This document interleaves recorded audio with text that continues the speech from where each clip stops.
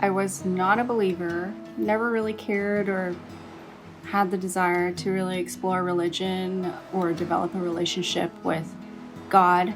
I didn't have a community of people or spiritual leaders that I can share my problems with. I think most importantly, I didn't think it was important to build authentic relationship with people. And so I think all my 20s and a good chunk of my 30s, I felt quite lost. Like most people, I had a really tough year last year. I went through a divorce. Probably the hardest time of my life. Just felt spiritually lost, devastated, hopeless. Felt a lot of physical pain. I knew that I had to seek help. I needed to depend on someone. Fast forward, I got connected to a junior pastor at Canvas Church, and I asked him, could you help me pray? Could you please teach me how to pray? I remember sleeping like a baby that night. I had suffered from insomnia for months, and that was the first night that I slept for several hours. I think that's the point when I started feeling hungry for Jesus. Selfishly, I asked for a lot of things from God. I said, hey, God, if you exist, give me all this. I have a long list of wish list for you. Just prove to me that you exist. It was a long, detailed list. And this might sound really cheesy and preachy, but I received every single prayer that I had on that list, and even greater things happened in my life in 2020. It actually ended up being the best year ever. I know, I'm getting goosebumps just talking about it. To just share one of the gifts, I've signed up for Alpha course at the beginning of the year, not knowing a single thing about Christianity. I remember meeting Hannah at Alpha, and we met for a few weeks in person before COVID hit.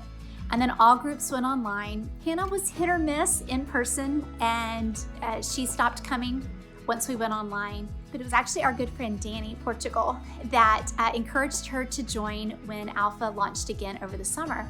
Over the summer, Hannah didn't miss a week. And so with every week that built and Hannah would show up, it was obvious, even through Zoom, that God was at work and that things were changing in her.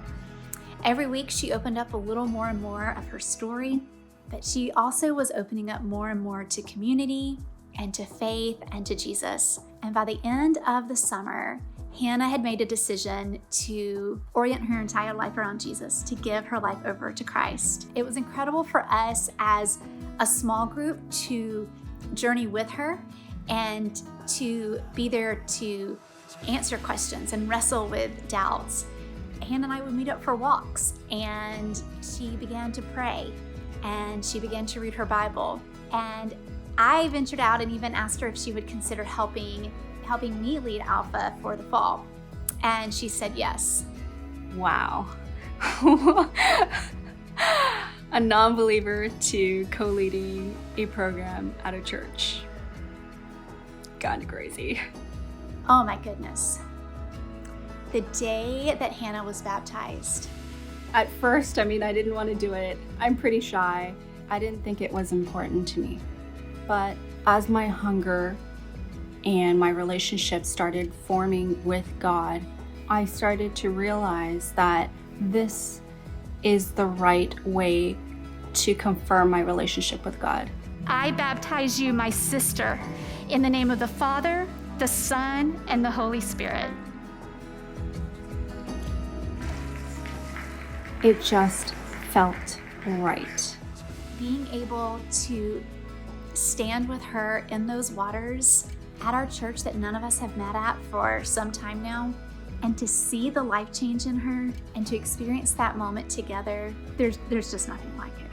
I just can't describe in words the transformation that I've gone through in the past year. I think many people can identify with Hannah's story. Maybe you've tried small group before and you left. Maybe you're going through a really hard season right now and you need to be a part of a community. Maybe it's Alpha, and maybe you're wanting to explore Christianity. So that's the small group that you need to step into. My experience with Alpha was that I started feeling a lot less lonely and feeling a lot less isolated. For the first time, I felt like I was in the right place, like wearing the right shoes. When you step into a small group, you step into a family. You step into people who are not just going to show up that one night a week, but are going to journey with you in life. And even in this pandemic, even online, I think Hannah's story is proof that together is better.